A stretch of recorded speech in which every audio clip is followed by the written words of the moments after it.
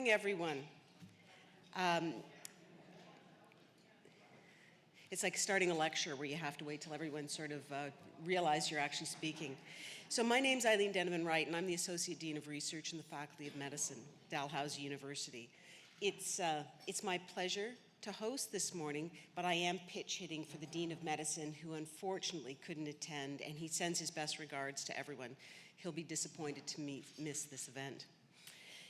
So it is my pleasure to host all of us for our latest breakthrough breakfast, while we explore the exciting research shaping the future of neuroscience and brain health. I'd like to begin by recognizing that Dalhousie University is located in Mi'kma'ki, the ancestral and unceded territory of the Mi'kmaq. We are all treaty people. We also recognize the histories, contributions, and legacies of the African Nova Scotian people who have been here for more than 400 years. I would also like to acknowledge that we are in the midst of Ramadan, a sacred time for many in our community. For those who are fasting, we have takeout boxes available so you can bring food home to your families to break your fast at sundown. We invite you to enjoy your breakfast and conversation. Our program will begin at 7:45, and you can continue to enjoy your meal throughout the presentations. And please feel free to wave your hand if you need more coffee before we start, and I'll be back up at 7:45 to welcome our speakers. So thank you for joining us.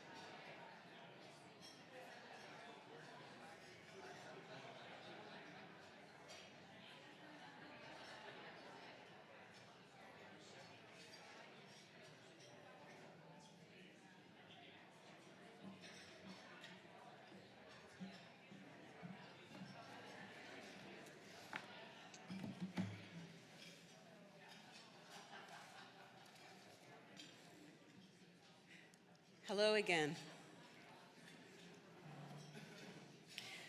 Before we dive into the talks, I'd really like to take a moment for a special thank you for our sponsors who made this event possible.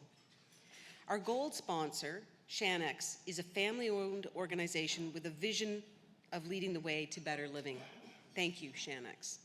Our silver sponsor is Dalhousie's Department of Medicine, and they strive to attract and grow the best clinicians, lead quality care through innovation, and drive research excellence. They're also extremely busy clinicians and spend a lot of time just working extremely hard. And our bronze sponsor, Innovative Medicines Canada, is transforming Canadians' lives by championing policies that drive the discovery, development, and delivery of transformative medicines and vaccines. So let's take a minute to set the stage for today's discussion. And brain health, as we all know, is essential to every aspect of our lives, governing movement, memory, cognition, and overall well-being. Many of our friends and family members, many of us have friends and family members who are affected by brain disorders that include multiple sclerosis, Parkinson's disease, Alzheimer's disease, and other dementias, ALS, traumatic brain injuries, epilepsy, and stroke, to name a few. Despite advances in treatment, these neurological disorders remain complex and challenging to manage. They separate us from each other. You know, that's why we really need research. It's critical. That's why we depend on our community support and philanthropic giving to fuel that research. In the Faculty of Medicine, our exceptional researchers are driving innovation in basic science, early detection, treatment and prevention. They're improving patient outcomes and enhancing quality of life. This incredible work is deeply interconnected with the expertise and resources of Dalhousie, Nova Scotia Health, IWK Health Centre, all of which work together in a research ecosystem that has direct impact on patient care and health system improvement. Today, we're thrilled to celebrate a recent legacy gift of $250,000 to our Brain Repair Centre at Dalhousie, where collaboration is driving discovery and much of this stellar research taking place. We'd like to thank the late Doris, or Doe, Acker and her family for their long-term support and recognition of the critical work our scientists are engaged in every day. We have an exciting lineup of speakers this morning, each bringing a unique perspective on their world-leading discoveries in their own area of neuroscience. Their work not only advances our understanding, but also offers us hope. Each speaker will talk for 8 to 10 minutes. And I've been told that I have to be a strict timekeeper, so I guess I have to put my evil eye on here to give people the eye when it's 8 to 10 minutes. And after our presentations, we'll have a short Q&A session with our speakers. So please, consider your questions, and we'll be welcome to connect you with the speakers. We'll take those questions from the audience, and so, be thinking of them and jot them down. This morning, our first speaker is Dr. Alon Friedman, a global leader in brain imaging and neurovascular health.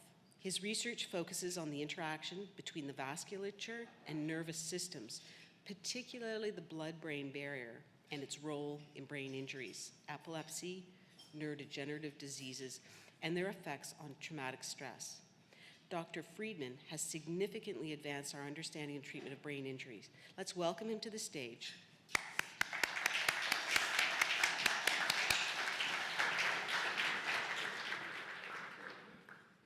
8 to 10 minutes.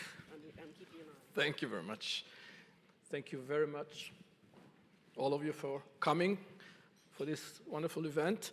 I will start, I will start with testing if I can forward the slides. Yes. So I have to start with thanking all of those that I'm here, and I can tell you the story. It's thanks to many, many, many people. I was very lucky to have a great mentors, wonderful collaborators from all over the world. Of course, the funding, but most important for us are the graduate students. And we have a big group, very diverse, wonderful people who are doing great things, and I thank them for teaching me everything I know.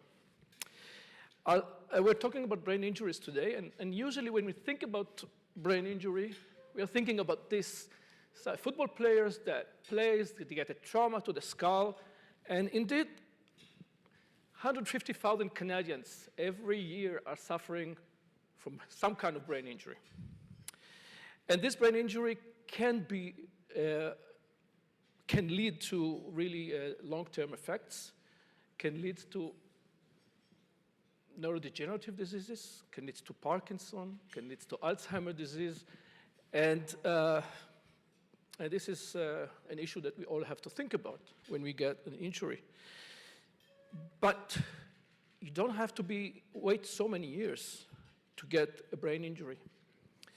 And this is the famous story of Owen Thomas was a lineman and a captain in University of Pennsylvania, and he committed suicide. He suffered from severe depression when he was 20. He committed suicide when he was 21. He donated his brain to University of Boston Brain Bank, and they already found evidence for neurodegeneration in his brain in a 25-year-old man who had multiple hits but never had a real concussion, as far as he knew. And this tells us that it doesn't have to wait. It doesn't have to take so many years to get a brain injury, to get a chronic neurodegenerative disease in your brain. But this is also not the entire story. We know now that over 50% of homeless people suffered from repeated traumatic brain injury. Over 60% of our prisoners in jail suffered from repeated traumatic brain injury.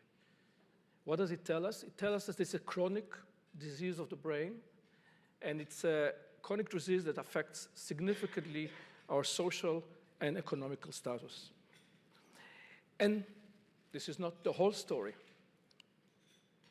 So while we think about traumatic brain injury as a car accident or football playing, and indeed 700,000 Canadians are living with a disability due to brain injury, we have 7.5 million Canadians who are living with hypertension. And 11 million Canadians are living with diabetes mellitus. And countless, it's very difficult to count how many Canadians are living with chronic stress. And what's interesting that all of these conditions can lead to the same neurodegeneration and neural function and brain dysfunction similar to traumatic brain injury.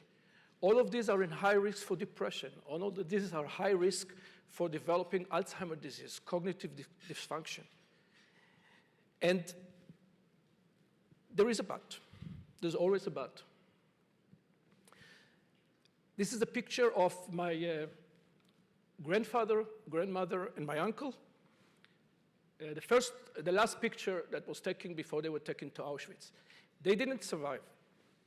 My parents survived the Holocaust, and when I grew up in Israel in the 60s, I lived in a neighborhood that most of the people in this neighborhood were Holocaust survivors.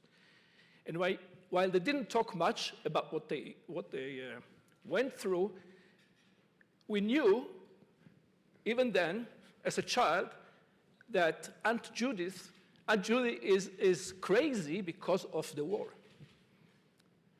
But even as a child, I said, why not all of them are crazy? Some of them are functional, some of them are doing great.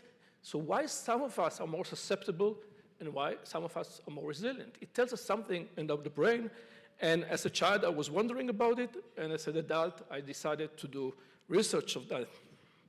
So we have many, many questions. Why some do and some do not? What is happening in the brain after a brain injury?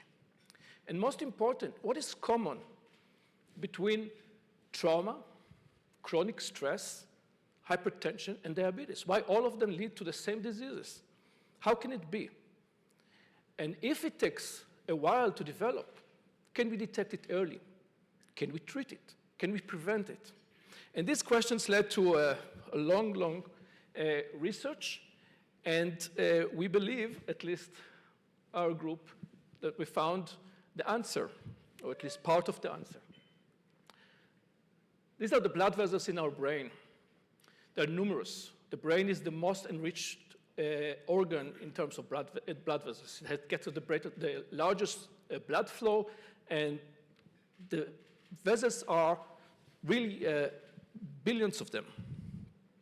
And more important is, or as important is, that they are very unique blood vessels. They are not as any other place. They have a specific barrier, we call it the blood-brain barrier, that is preventing things from the proteins, toxins, bacteria going from the blood into the brain.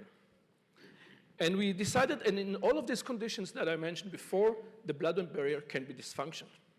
So what we studied in the lab, and obviously I will not go through it, but we studied what happens in the brain through this process since the blood-brain barrier is dysfunctional, whether it's because of trauma, whether it's because of diabetes, whether it's because of hypertension, whether it's because of stress. All of this can affect the blood-brain barrier, and this leads to a chain of events that lead to dysfunction of the brain and neurodegeneration. But what can we do with it? Today, you cannot go to your doctor and say, well, can I check my blood-brain barrier? We don't have a test for that. So we do. So we started to develop this test. We are using MRI with specific techniques that we developed in the lab, and we can map basically in the brain areas where the blood-brain barrier is leaky, or we call it breakdown or dysfunctional. And we can do it in football players, and Abdallah will tell you a little bit more about it. We can see that in some football players, even without concussion, you can see a leakage of the blood-brain barrier, young individuals. We can see it when we age. So all of us, or most of us, many of us, as we age, we are more likely to have dysfunctional blood-brain barrier. We can see it even in depression. In some patients with bipolar disorder and severe depression, the blood-brain barrier is leaky. These patients are more difficult to treat, what we call drug resistant. These patients are more likely to have also diabetes and hypertension and hyperlipidemia. And the interesting thing is that when you're doing this study, we can start finding areas in the brain that are, when the blood-brain barrier is leaky, you can have depression.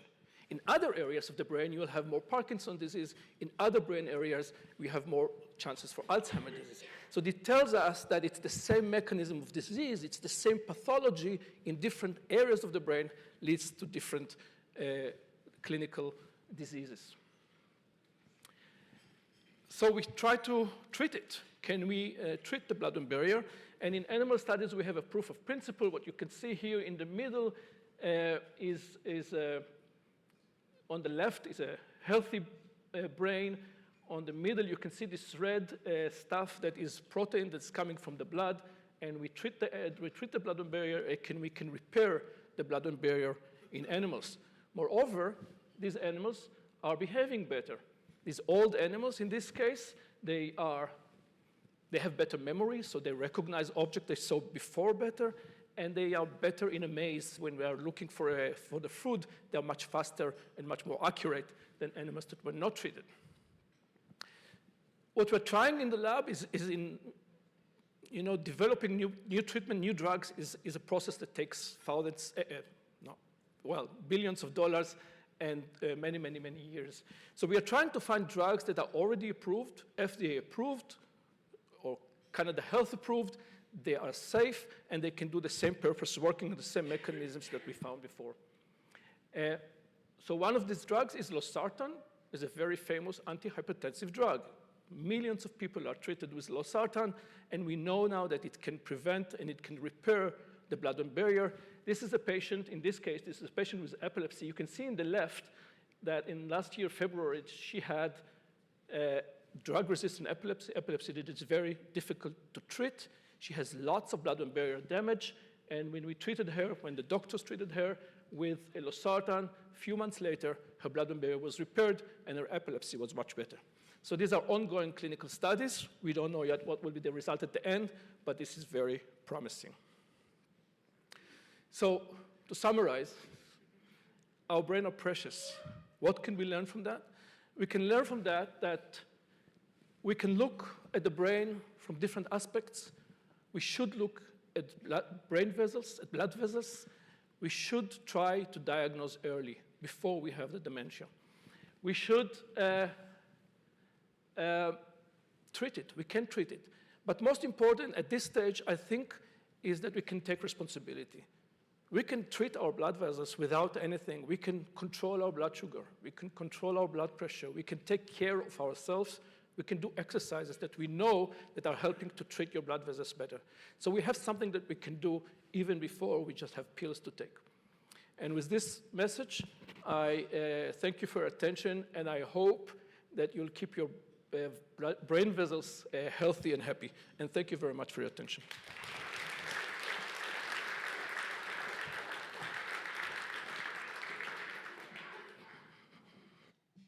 Thank you very much, Dr. Friedman. I'm sure most of us would like to spend a full hour listening to the work and catching up.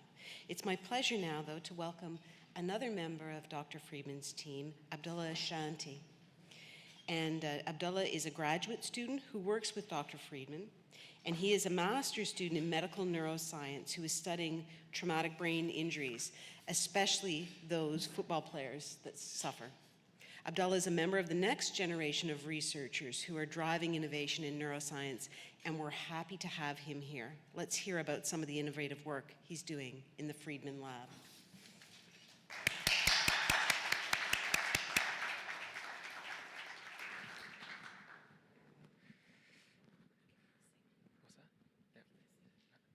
All right, thank you very much for the kind introduction.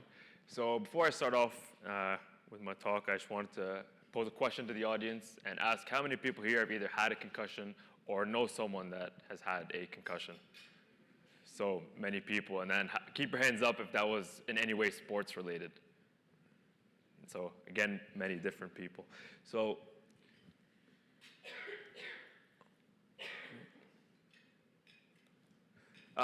growing up, I used to play and watch many different sports. And in some of these sports, I used to be exposed and see this injury called concussion. And I didn't necessarily know why it occurred and why some people were more likely to get it and some people just didn't. So that kind of led me into starting my undergraduate degree in neuroscience and now further completing my graduate degree in medical neuroscience, specifically studying concussions and traumatic brain injuries.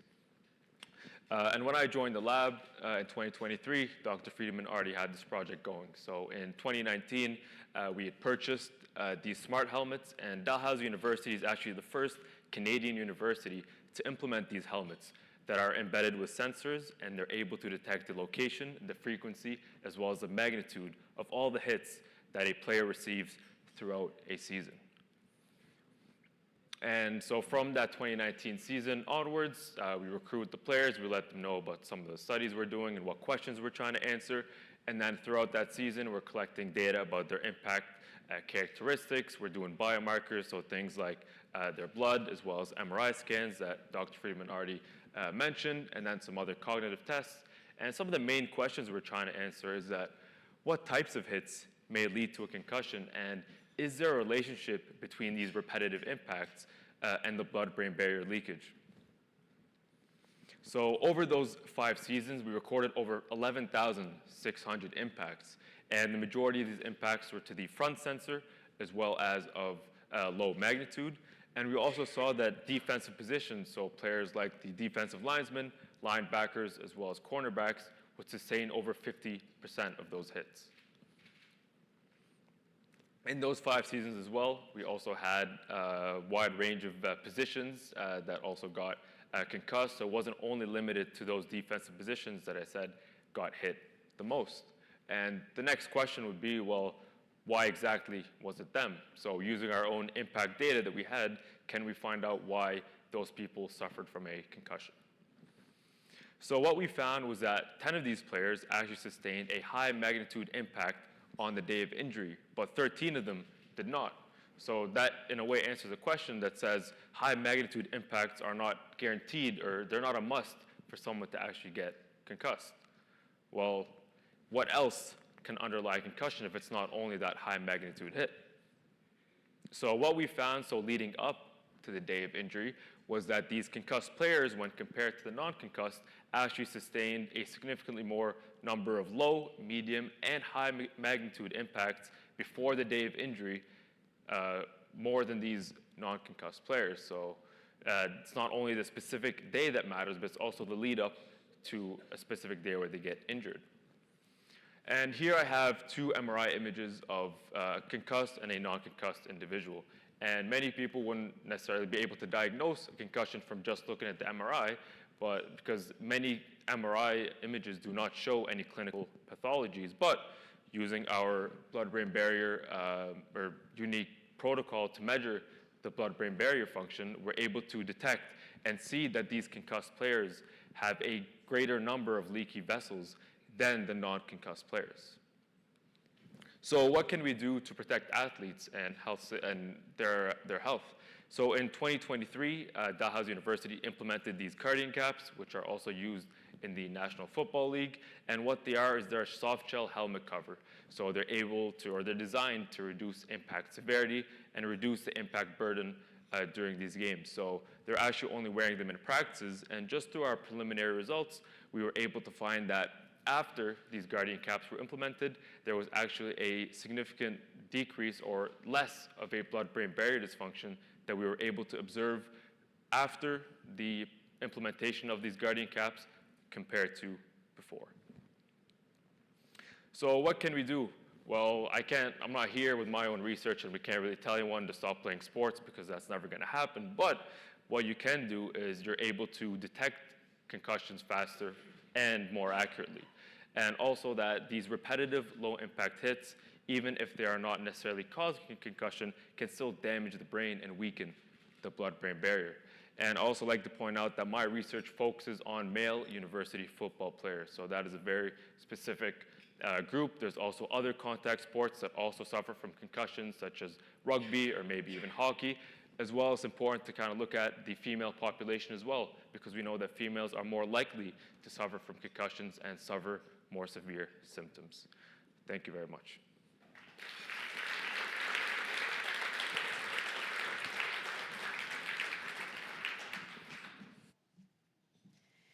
Thank you so much, Abdullah. That was great.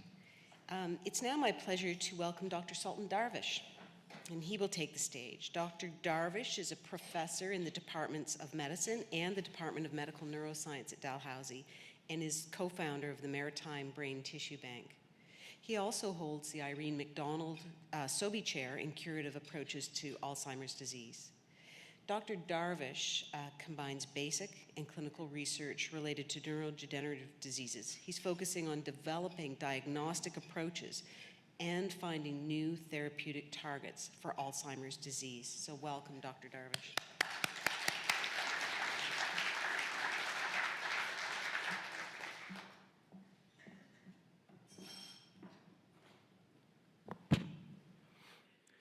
Thank you very much for this invitation.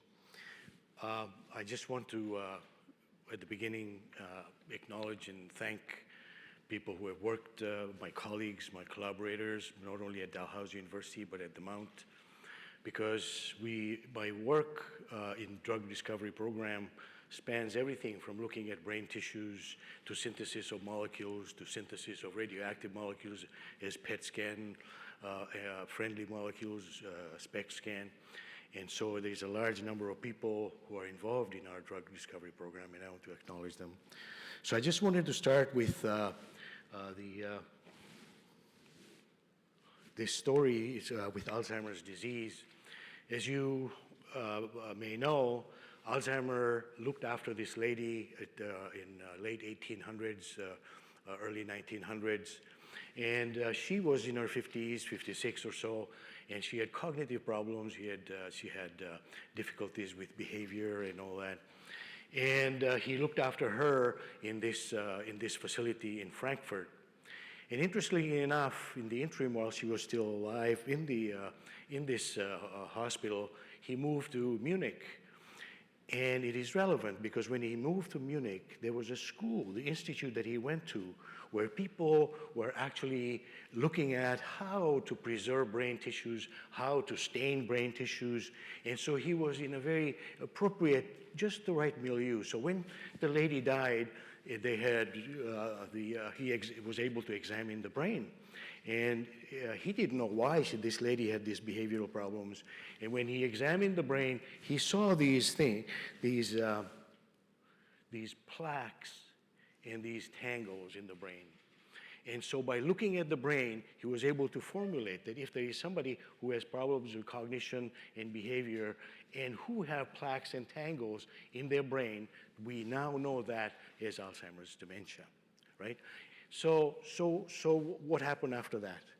We now fast forward 80 years. So 80 years later, people have been looking at the brain tissues and all that and seeing patients, but it took that long to figure out what was in those plaques. So they figured out the structure of what is in that amyloid plaque, what is molecular level, what does it look like, and tau. And so we say that in order to make a diagnosis of Alzheimer's disease, you need to look at the brain tissue. Yes, that is true, but there are clever people who said, if we know the structure of this amyloid that is bad and tau that is bad, can we synthesize molecules that if we inject in the vein, that it goes to the brain, sticks to the brain, and we do a PET scan? And so those clever people were right. They actually did that. So if you look at this scan over here, this is a scan of a person with Alzheimer's with amyloid in their brain, right? Amyloid in their brain. And when it's red, it means that there's a lot of uptake of these molecules. I'm a chemist, so I can't resist putting milk. So there's a lot of molecules there. They say, oh, there's amyloid in the brain. And if they made the compounds that look at tau, and you can see that there's tau in the brain. So that's very clever. So what is the problem then? So this is the conundrum. I am a cognitive neurologist, behavior neurologist. I see patients all the time with cognitive problems. There are people, everything that I do, I get excited. So everything I do in my clinical practice underpins what I do in my lab, right? And so this is the conundrum. I see patients with overlapping syndromes, and I say, is this Alzheimer's disease? Is this cortical basal syndrome? What is this? And this is what drives my lab. And the second thing is still, you need to examine the brain at autopsy to figure out what's going on. Plaques and tangles is not the only thing that happens accumulates in brains of people with Alzheimer's disease. There are other things that happen too. So that is the conundrum. There are mixed pathologies. There are other things that are going on. And the biggest problem that we have in our diagnosis, I showed you clever people made clever molecules. But 30% of people, cognitively normal people, have plaques and tangles in their brain. How does that work? You know, if you look at one of the first longitudinal studies that happened was the Nun study. You can Google that, Nun study. And they showed that, you know, Sister Martha, who was 95 years old, sharp as a tack, Sister Agnes, had severe Alzheimer's disease. When they looked at their brain, they looked the same, a lot of plaques and tangles, right? So if I were to take one of these molecules and inject in Sister Martha, who is sharp as a tack, and it lights up and says, Sister Martha, you're going to get Alzheimer's disease. What is she going to tell me? Go suck a lemon, right? I'm okay. Sorry, she may not say that, but anyway, you understand what I'm saying, right? That is the conundrum. So what do we do about that? Let me show you this again to emphasize the point. See the top panel? That is a normal person, a person with no cognitive problems, and you inject this compound to look at the amyloid, there's nothing there. You look at the bottom, there's a lot of red there. That's Alzheimer's disease, patient with Alzheimer's disease. In the middle, this is an individual who is perfectly cognitively normal, and it still accumulates. So you get my point, right? And so what do we do? I don't know what happened here, but there you go. This is, this is Alexander Pope. And I know the terminology that Alexander Pope used in 1700s is maybe a little bit different from what we would use today. I acknowledge that. But the important thing is the sentiment that if you want to examine a human condition, you must examine human beings. And this is why, at that time when I first came here, I started my collaboration with Dr. Ken Rockwood, and this is the conversation we had, that we need to examine human brains. And how do we do that? There was no brain bank here. And so that's when we went to Alzheimer's Society of Nova Scotia, and we suggested we should start a brain bank. And they helped us to establish the brain bank. And now the brain bank is the core facility within the Faculty of Medicine. So this is the important thing, that we were able to establish that. And I just want to thank the Alzheimer's Society, the core facility, but most importantly, I want to thank all the donors, because that is the highest gift that you can give. And so what did we do with that? So we have these brain tissues that we use ourselves for our own research, but we are not selfish. Right? There must be some clever person out there in the world who is clever enough to find the cause and cure for Alzheimer's disease. So we make them available to anybody who is in the world who is engaged in Alzheimer's research. So what is our solution to this conundrum that I told you about, right? Our solution is to look at the brain tissue and follow the footsteps of people like Alzheimer, right? Keep on looking at the brain tissues and find another target. And what we found is that, yes, there is amyloid, but there are other molecules, and we call it, it's called butyrylcholinesterase. Let's say it is BCHE, right? So we found that this is a better target than amyloid to not only image the brain, but also for treatment. And why do I say that? If you look at this brain tissue, you see we have looked at many brain tissues, and at the top this is a normal person, and there's no amyloid, and there's no BCHE staining. This is a normal person, but who has this amyloid? Cognitively normal, and this is Alzheimer's disease. And when we compare people with normal people with amyloid, there is about, in Alzheimer's disease, there's about 2.5 times more amyloid in those brains. Whereas when you look at BCHE, there's 9 to 10 times more in Alzheimer's disease compared to cognitively normal. So we believe that this is an appropriate target. And what's the next thing? You know, for scientific rigor, you have to do another experiment to see if you come to the same conclusion. Otherwise, it's bogus, right? So we did another experiment. And here, we made these molecules in our lab, and we made them radioactive. And you see at the top is a normal person. And when you stain for amyloid, there's no amyloid. This is a radioactive molecule, just like the one that I showed you that you inject and the scan lights up. It doesn't take up. Staining for BCH is not there, and our molecule is not taken up. If you look at this person, he's a cognitively normal person with amyloid in the brain. You take this molecule that looks at amyloid, it's taken up. But this person, there's no BCHE molecule being taken up in this brain tissue. And this is Alzheimer's disease. This is taken up, and this is taken up only in Alzheimer's disease and not in cognitively normal people. And not only is this specific for Alzheimer's disease, is more sensitive, the target is more sensitive for Alzheimer's disease. And so we have used this as a target to make a lot of molecules and examine them. And what we have seen is that one of these molecules, what do I do to make this work? So when we inject, so yes, we use human brains to get the target, but then we have to use animal models in order to see what is going on. And this is one of the molecules that we have synthesized, and we have injected that, and we use animal facility at Biotic, where we do a PET scan and an MRI scan for a little animal model, and we see that the molecules that we have made is taken up into the brain. So that is one of the most important things that we have done so far, is to be able to make the molecule to target this new BCHE compound. So what is our contribution? What did we do to contribute? We have found another, see, if we do everything like everybody else, then we are not making any progress. So we have found a totally new target that nobody, there are a lot of people working on it, but we are working on it. And we have made these lead compounds. We have about 650 compounds that we are systematically looking at to make better images and for compounds that that are safe to use in human beings, right? And so do I have 1 minute for a lighthearted moment? 1 minute for a lighthearted moment. Can't finish everything, seriously. So I'm sure everybody knows Most of the people know this painting, Michelangelo.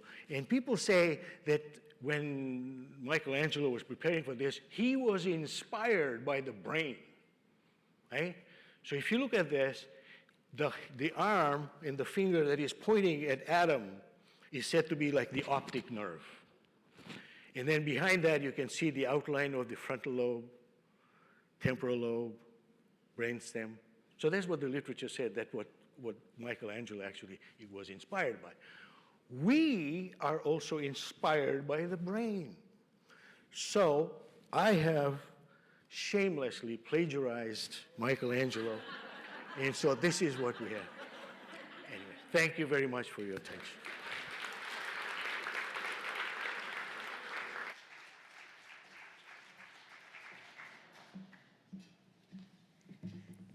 Thank you very much, Dr. Darvish. So our last speaker this morning is Dr. Ruth Ann Mary. So we're incredibly pleased to have Dr. Mary, who's a Dal Med grad from 1996, back at the Dalhousie University as our first Gillian's Hope MSologist. So she's taking up our new multiple sclerosis clinical research chair. Dr. Mary is a professor of medicine and serves as the vice chair of the Scientific Steering Committee for the International Progressive MS Alliance. In 2023, she was awarded the Baranchik Prize for Innovation in Multiple Sclerosis Research.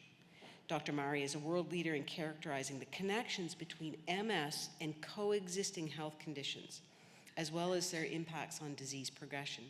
She is deepening our understanding of the way that MS develops and how it affects patients, as well as pointing at the way to future therapeutic approaches. So welcome, Dr. Mari.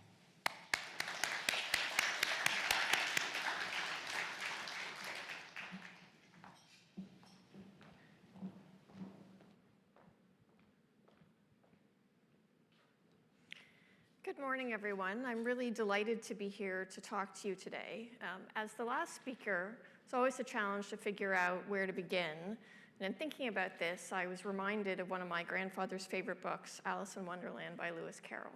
Lewis Carroll told me I should just start at the beginning, so that's what I'm going to do. So the beginning for me of getting into this particular area was in medical school. I did a summer research project with Dr. Ken Walkerwood, whom some of you may know. And that was a really positive experience for me. So when I went off to my neurology residency at McGill, had the opportunity to do another project for about 6 months with Dr. Tina Wolfson. And that project was about multiple sclerosis. And among other things, it focused on Epstein-Barr virus, the virus that causes infectious mononucleosis, or the kissing disease. So that was so fascinating to me that I decided that I wanted to continue with a research career and that I wanted to focus on multiple sclerosis. So I went off to the Cleveland Clinic and I did some additional clinical training, but also did a master's degree in epidemiology and stayed on staff at the Cleveland Clinic for a little while.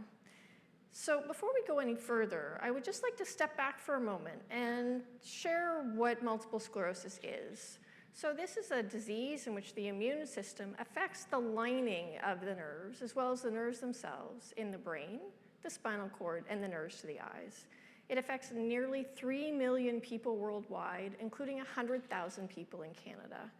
Canada has among the highest rate of people with MS affected per capita. And in 2019, the costs of MS were $3 billion, which exceeded the impact of the cost of stroke. Now, that's at the societal level. At the individual level, people with MS experience a broad range of symptoms, ranging from problems with thinking and memory, like we've just heard about from other speakers, loss of vision, difficulty with walking, sensation, balance, and a host of other symptoms. So this is an incredibly important disease for which we still do not have adequate therapies. So back to my beginning. So I told you that I ended up on staff, but around the time that I was finishing my training, I came across an individual patient, and I've tweaked the details a little bit for privacy. Saw a 50-year-old man with MS. He was really profoundly fatigued, walking only 20 feet across the exam room. And so I was trying to work through what are the causes, because there are many potential contributing factors to fatigue in someone with MS. And was reminded and noted that he was short of breath in addition to his fatigue. And I went back to his chart and saw that he had emphysema, a chronic lung disease. And so I thought, well, how much is that playing a role in this individual's fatigue? And then stepped back a little further and said, well, in general, how does coexisting or comorbid disease affect people with MS? So I went off to look at the literature and discovered there was almost nothing there. So I decided to go back to school again because 3 degrees were not enough, and went to work on my PhD. And as I was developing my thinking around that, really thought about why is it that people with MS can have very different outcomes. Some people are well at 85, and others may already need assistance to walk 5 years into their disease. And most of our efforts at that time had really focused on features of the MS. What was the first symptom? How long did it take someone to recover? But and that wasn't a really very effective approach. And yet there's a lot of other information about the person with MS that we discard, that we weren't making use of.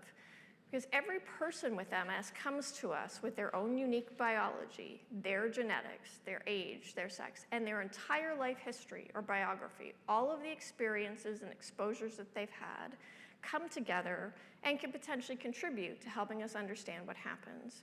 And so this is really what I wanted to focus on, and to begin with by focusing on comorbid disease based on that experience that I told you about. So you would say, beyond that, why study comorbidity? Well, a few reasons. We might then understand some of this variation in outcome that we see in people with MS. And if we could understand the differences, we might do a better job at predicting those differences. And if we can predict the differences, then the clinician and the person with MS could make better choices to personalize their treatment plans.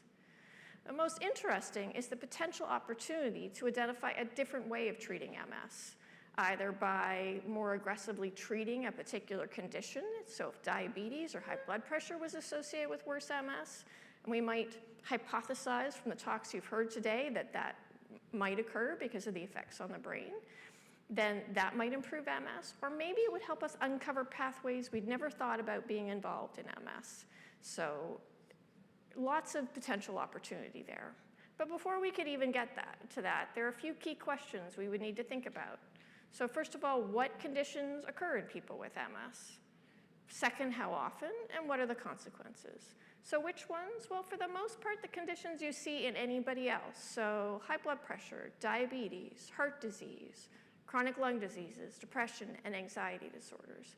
But they do occur at different frequencies. So 1 in 2 people with MS will experience depression in their lifetime, and 1 in 3 will experience anxiety disorders. People with MS age with their diseases, and so that means by the time someone with MS has had their disease for a long time and they're 60 years old, 6 in 10 of them will have high blood pressure. So these conditions are an important feature that they will experience throughout their disease course. So what about the consequences?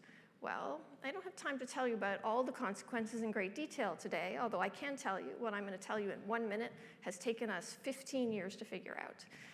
So what I can tell you is that if people already have a coexisting disease when they develop symptoms of their MS, they'll take longer to get diagnosed. They will have more severe disability at diagnosis, even if we account for how long it took them to get diagnosed. They're more likely to have relapses or attacks, where people develop new symptoms over a few hours or days, such as visual loss or difficulty walking.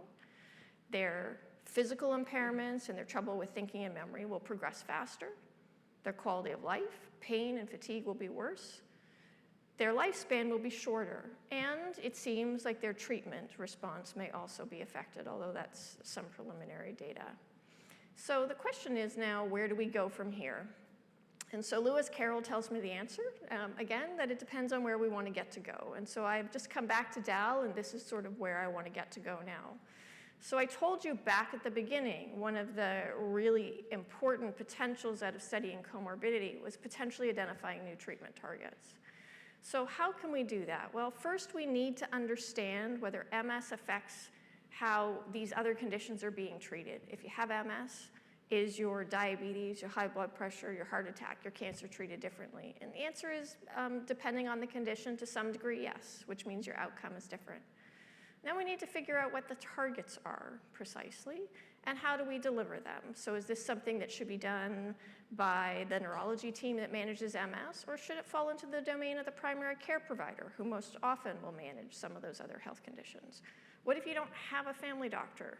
If you have one to share, please let me know. But 1 in 5 Canadians don't have any family doctors. So how do we ensure that they get any interventions we would come up with for new targets? So these are all things that we need to potentially wrestle with, and I think these are the things that we want to tackle over the next few years. So at this point, I hope what I've shared with you is that comorbid conditions are common in people with MS, and they have an enormous, substantial impact on outcomes in people with MS. So now what we need to do, now that we've defined the scope of the problem, we need to pull all of our resources together to figure out how to prevent those conditions and to treat them effectively, or figure out what they're telling us about how to treat MS more effectively to improve those outcomes. So a lot of people have contributed to this work, and lots of different funders, including a number from Dalhousie. And so we're really excited about where we are now and looking to move forward. And so I'd just like to thank you for your attention today.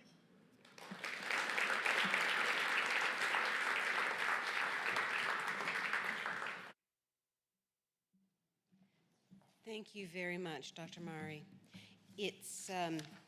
That's the last of our 4 speakers, but I'd now like to welcome everyone back to the stage and welcome Laura Egertson from our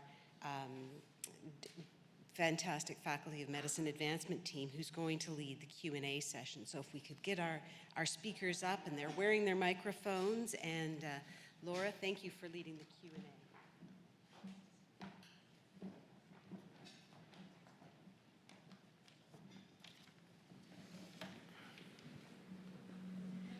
So I'm sure everybody has lots of questions. So if you all put your hand up if you have a question, we have somebody who will come. Oh, we've got some already. We have somebody who's going to come around. Emily has a mic. Emily, there's some at the front up here. And I'm going to get us started. Thank you, Dr. Denneman-Wright, for that great emceeing of this whole event. I just wanted to get started by asking Dr. Friedman, I'm really interested in all the connections between all of your work, all of the speakers up here. And I'm wondering, what neurodegenerative conditions do you think the blood-brain barrier could explain, in addition to what you see from the traumatic brain injury directly? Well, it's one of the problems that we have in neurology, and forgive me, our clinicians here, that the diagnosis is really clinical and not mechanistic. And I think we agree on that. So when we say Alzheimer's disease, as we heard, it's not one disease. So some Alzheimer's disease patients, definitely we know now that if you look at pathology of these brains, they have blood-brain barrier leakage. Some of other frontal dementia, they also have. MS patients, they also have. So it really depends, as I kind of try to explain, it really depends where is it in the brain, what network, how long does it take, and that will define your disease, which is not necessarily a different disease. It's the same mechanism that the blood-brain barrier is involved, leading to the other conditions. So does that mean the compounds that you are testing right now could potentially help some of these other conditions as well? Correct, exactly. I mean, the point is that we really have to diagnose a specific patient with specific conditions. So the importance of doing the imaging that we're doing is to identify who are the patients that they have a leaky blood-brain barrier. Not all Alzheimer's disease patients, not all patients with minimal cognitive impairment, not all patients with depression, but we treat those patients, and then we can follow up the efficacy of the treatment. One of the problems that we have, again, in neurology, in brain, other than in other diseases, that when we have high blood pressure, what do? We take a drug, we measure our blood pressure, and we see if the drug works. If it doesn't work, we change it to another drug.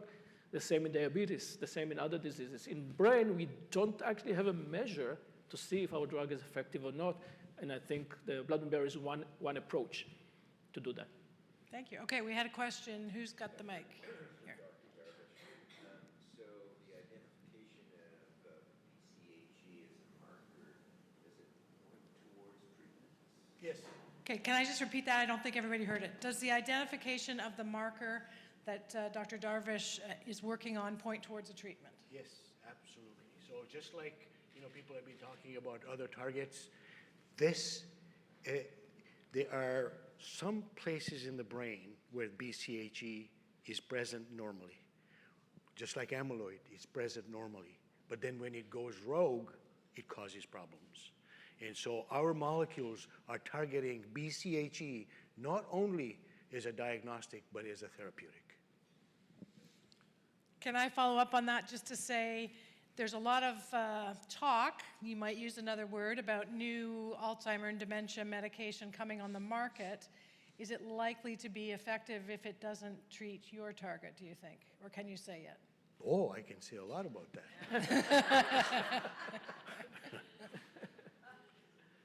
So I showed you amyloid, and I said 30% of cognitively normal people have amyloid.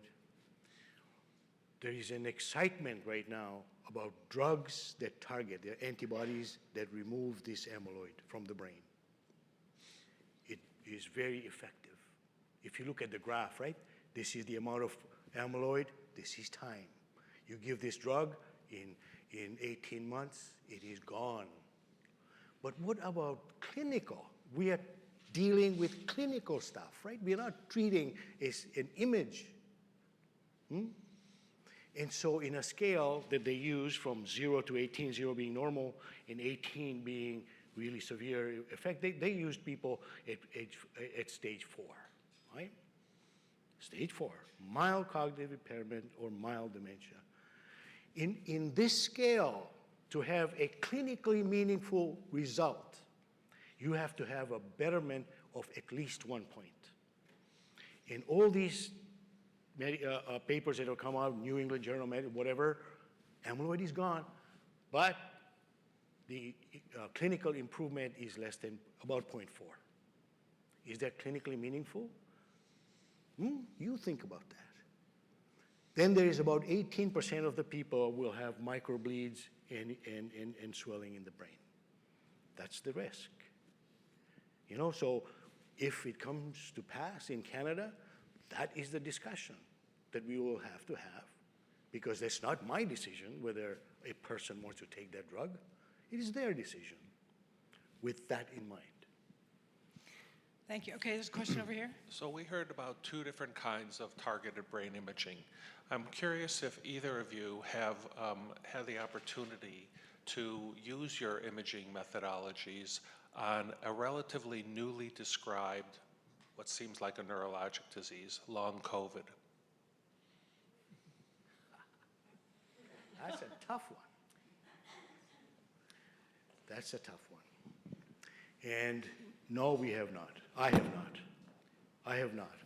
But if this is something, as an infection, this is something that requires another collaboration. I am not a virologist, but I am collaborating with virologists to address some of these issues that relate to not only COVID, but its effect on the central nervous system.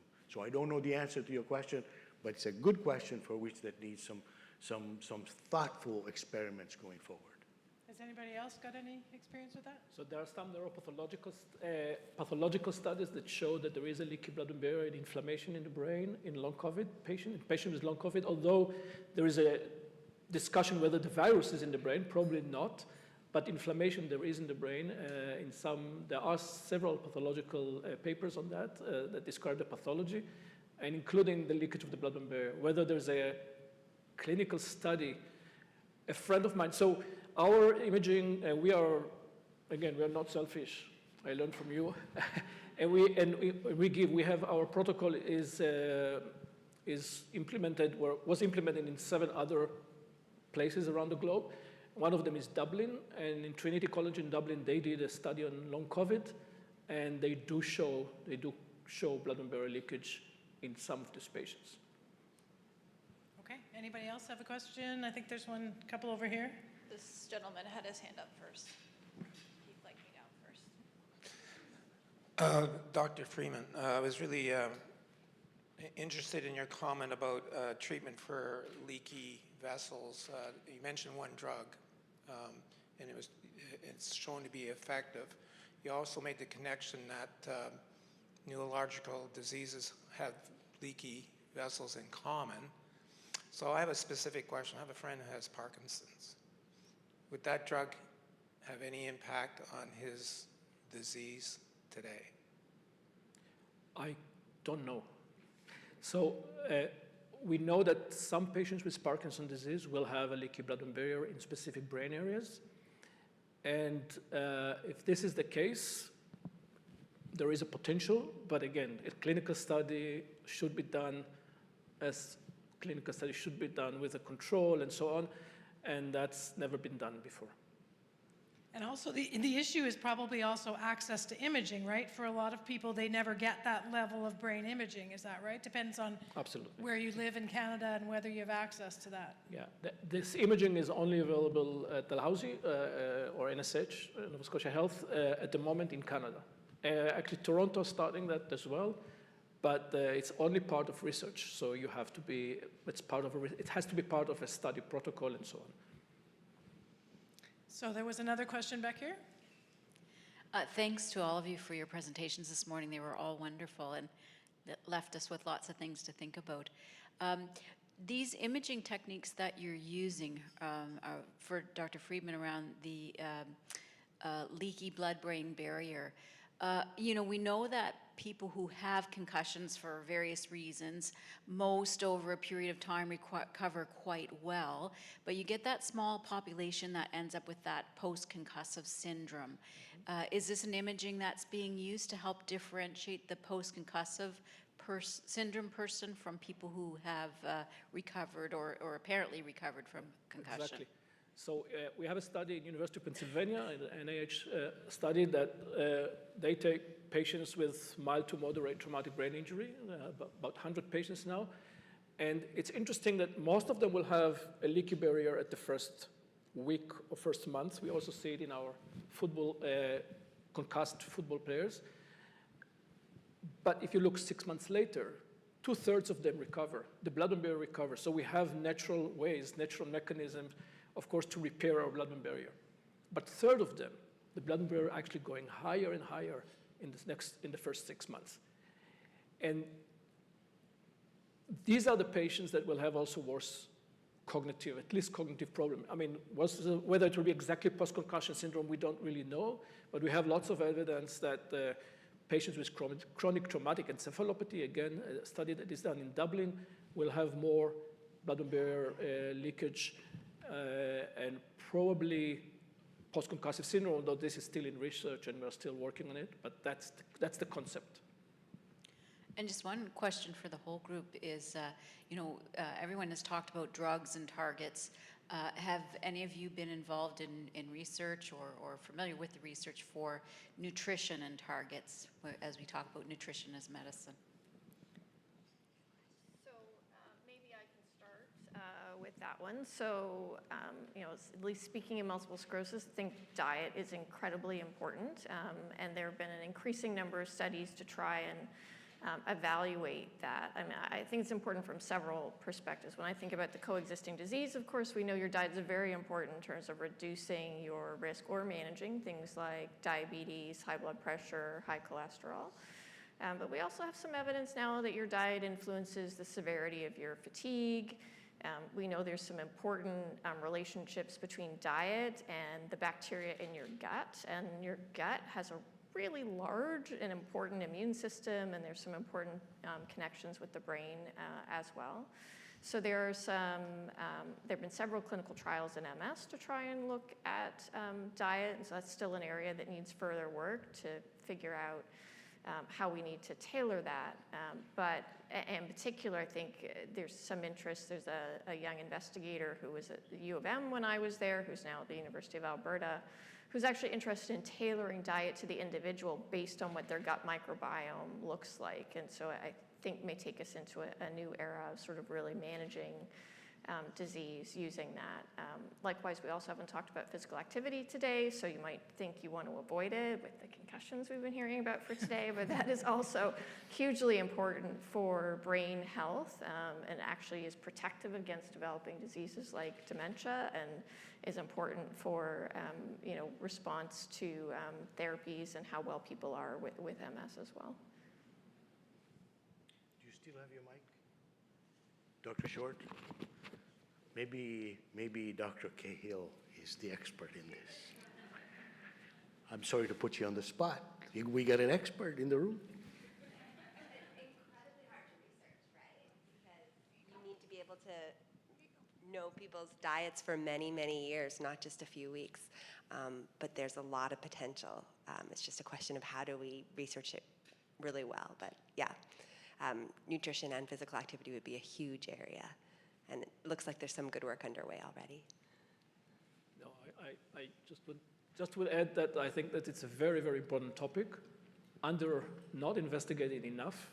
And actually, if there is an expert in the room, we know, and there are two ways to look at it. I mean, in our society, we usually think about obesity and bad food, and we know that these are also affecting our blood vessels, of course. That's why we have heart disease and so on.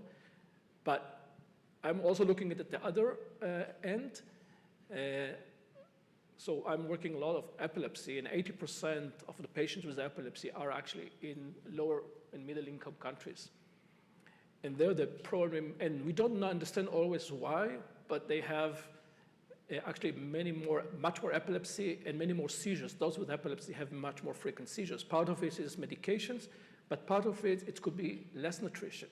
So there is the other extreme, that there's poverty, and I'm thinking about places like Africa, but actually we have here people also that suffer from lack of nutrition, or not enough or not good enough nutrition. So I think it's an area that if somebody is interested, it's a very important area for research, and we're looking actually for the experts. So that's Dr. Cahill, for anybody who doesn't know her, and you can also ask her afterwards, I'm sure, about some of these things. Question over here. Hi. My mother had Alzheimer's for 17 years, and her brain is in the brain bank, and now my father has vascular dementia. And I'm wondering if there's any research that's being done to see what the likelihood is of the next generation to be affected when you have two parents with dementias. That's a great question. Thank you, Sheila. Yeah, there is, and there is work being done in large cohort studies about looking at the risk for subsequent generations, right? And in contrast, so there are some families who have familial autosomal dominant early onset Alzheimer's disease. There, the genetics is pretty straightforward. That when people have that, then the chances are 50%. But in these conditions where there is no familial autosomal dominant, the numbers are difficult right now because large cohort studies have to be done. But yes, people have done that. The people have drawn charts to see what percentage would be higher for a person, individual. But it's hard to say one for sure what's going on. But research is being done in that field. I have a quick question for Abdullah. The work you're doing with the Dalhousie players, could that be extended to, you talked about women athletes being understudied right now, could that be extended across other sports and other kinds of helmet caps? Like, are they being tested or used anywhere else? Yeah, so the specific helmets that we have, they're made by Riddell Sports, which is actually like a football manufacturing company. They specifically specialize in football players. But the Guardian caps are also made for lacrosse players and other contact sports athletes. So we can still do some of the scans and some of the blood work on them as well to see if they are similar to some of the results that we're seeing in the male university football players that I'm researching and that we're researching.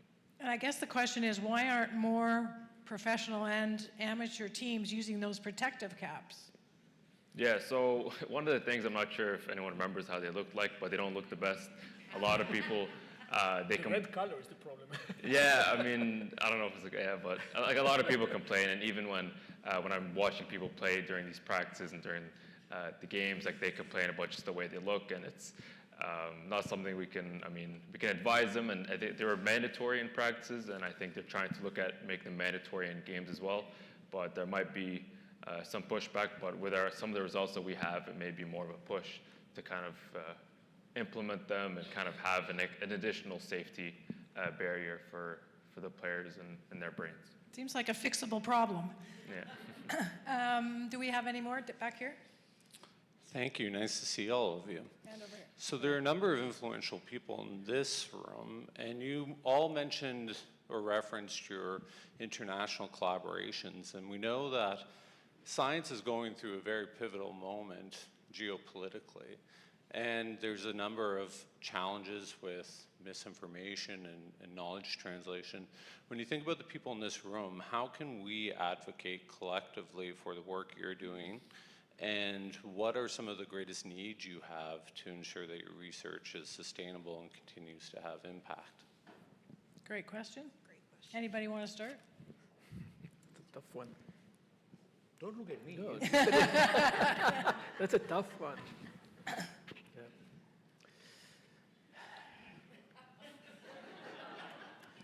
Yeah. Let's just marinate that in the brain for a minute. You know, I mean, that's a very important question. You know, there is misinformation and all that kind of stuff. That's true. And if anybody can mitigate that, that'll be great. But in research, you can only talk about drug discovery programs or other things. Drug discovery program is a long haul. It's not something that you can just get a drug in, because, you know, there are a lot of safety issues that go on and all that kind of stuff. So, you know, in order to have a successful drug program, you know, you have to have mechanisms by which you can go to human trial. Now, we have those mechanisms, but they're tough, right? I mean, if you can go and talk to biotech companies, you know, to, you know, take these things forward, that'll be an important step forward, right?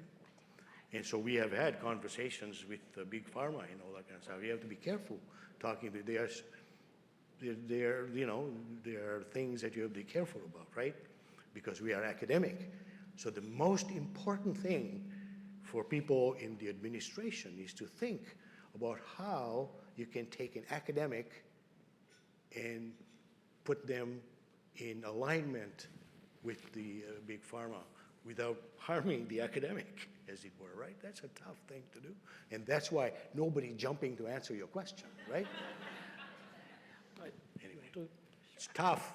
Okay, Ruth Ann is going to take a stab at it. Well, I mean, I might take a little step back a little bit from the sort of specific area to some of the more general sort of what are the challenges in facilitators. So, yeah, when I think about, you know, I have collaborators in North America and Europe and Australia, and, you know, what are the, like every country has a different set of rules and a, you know, different set of privacy guidelines, and, you know, just being able to share data, you know, you have participants' permission, you've got custodian permission, but then just the red tape between institutions and trying to meet all of these different rules means that like you can have the idea, you can get the funding for it, but then the actual execution may be like a year or two delayed by just some of that lack of sort of joint collaboration to deal with those kind of basic barriers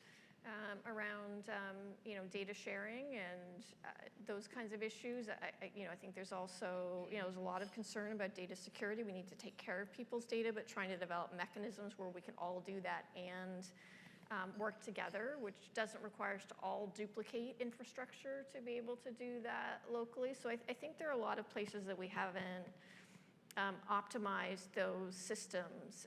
You know, I can sit on Zoom with people from around the world now, which is fantastic, but I can't share the things that we're working on in the same way. But we really want to be able to seamlessly all be virtually in one place. So, you know, secure portals, we all bring the necessary resources and data into kind of a single location where we can really work, and so we're not constrained by, you know, all the regulatory pieces taking so long, but we can actually just do the work.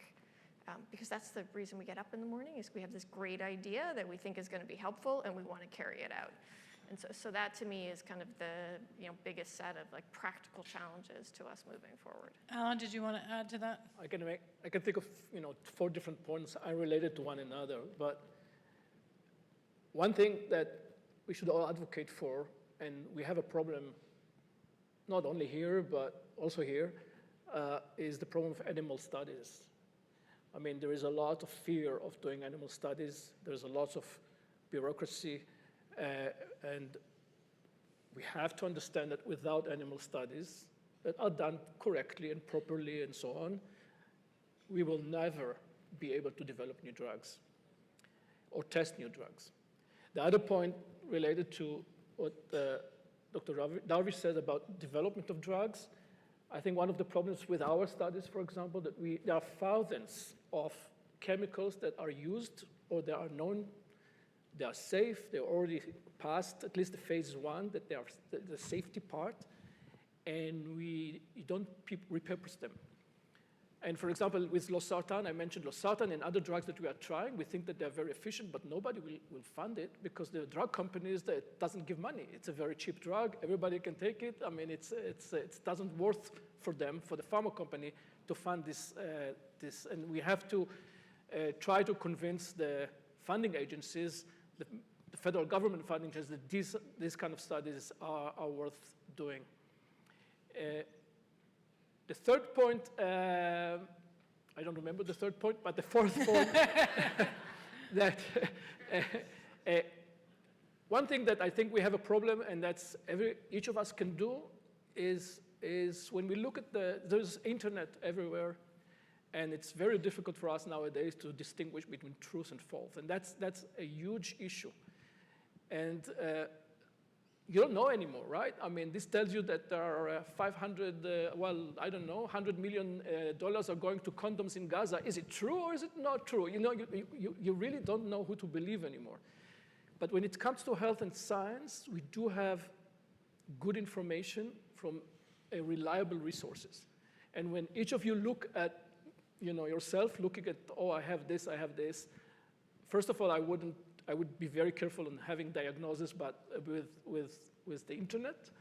And when you look at resources, be sure that you're looking at reliable resources and not at different sites that you don't know where they're coming from. Okay, I think we want to grab somebody, over here. Oh, thank you. I forget. Sorry, I was trying to make a joke. As an aging senior with an aging brain, when I go home tonight and I sit and have a couple of drinks, nobody's talked about alcohol and its effects. When should I stop drinking as I age? And when is it going to affect my brain? The effect of alcohol on the brain, so that's the question. Who starts? I don't know. But to quote Paracelsus, it is the dose that is the poison, right? It's the dose. So, if you look at the literature, people say you shouldn't drink any. There was something that came out this year, right? I mean, every year guidelines change, et cetera, right? And now they say you shouldn't drink anything. I mean, you shouldn't drink any alcohol, and some people, back then they said, 1 glass is good and 2 glasses of red wine and all that. The answer is it's fluctuating depending on who you ask. So I don't know the answer. But, the only parsimonious answer that I can give is the dose. Don't drink too much. Well, I'll tell you my attitude to that. When I sit in the evening and have my glass of wine with the cigarette, my attitude is it's a dose. That's one thing. It's very important. But the other thing that is very, very important that I mentioned before, and I think we have to think more about it, is stress. If this stresses you that you drink this alcohol, don't do it. But if you think that this is actually relaxing you, with the right dose, so think about that as well. What does it do to me? What does it do to my stress levels? And I think, we should be happy. We are actually living in a good place. And there's no reason we are stressed too much, and that's very bad for our brain. I think Ruth Ann might want to jump in. Well, I think it's like many things, a complicated question. Often as people get older, they're taking lots of medications, and so when you mix alcohol with those things, people can be at increased risk of falls, and other injuries can influence reaction times. So with most things, we, would suggest moderation, but also if you have that question, talk to your doctor who knows you and all of your other conditions and how well you are, and what other things need to be considered so you can make a decision that's informed, that's tailored for you. Because people's risks, when we give people guidance, it's average. Right? So we give it for the average person, and some people are at lower risk and some people are at higher risk. And so what you really need to do is say, I've seen this, I have a concern, how does that relate to me? Let's review what we know about me so I can make an appropriate, informed decision based on all of that information. And so all of the things we've talked about today, we look at populations on average, but some therapies, when we say like 50% of people are better, well, that's a mixture of some people who got no response and some people who had the best possible ever response. So really personalizing all of those decisions, I think, is the most important thing to do. Thank you, Dr. Mary. Eileen, are you ready to come up, or do we have time? Do we have time for any more? No? No, I think we're getting towards the end of one. Okay, thank you very much to everybody. Thank you.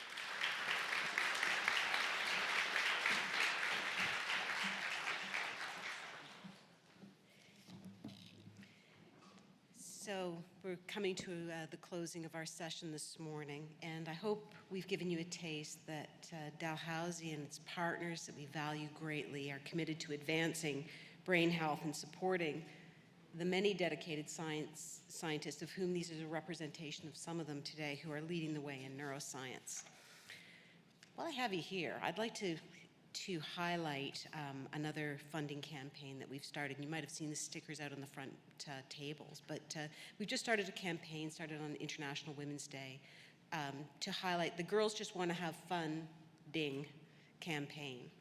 So this is a new initiative to address some of the gender and disparities in health research, and the fund will support women in science and graduate students, postdoctoral fellows, but also projects that are dedicated to women's health that have been underfunded in the past. This will ensure that our female researchers have the resources they need as we study women's unique health profiles in our research endeavors. So this is one of our steps to build a safer, more equitable future in medicine for all people. In closing, as we wrap up, I would very much like to extend my sincerest thanks on behalf of myself and David Anderson, the Dean of Medicine, for the gift of your time, for allowing us to share the experience and expertise that our speakers have brought today, and for being part of this, important conversation. We had questions about how do we advocate for science. I think we show up and we value it and we promote it and we encourage higher education and we encourage scholarship. That's how we can really make a difference. We really want to give a very big thank you to our sponsors, Shannock's, Dalhousie's Department of Medicine, and Innovative Medicines Canada. Thank you very much.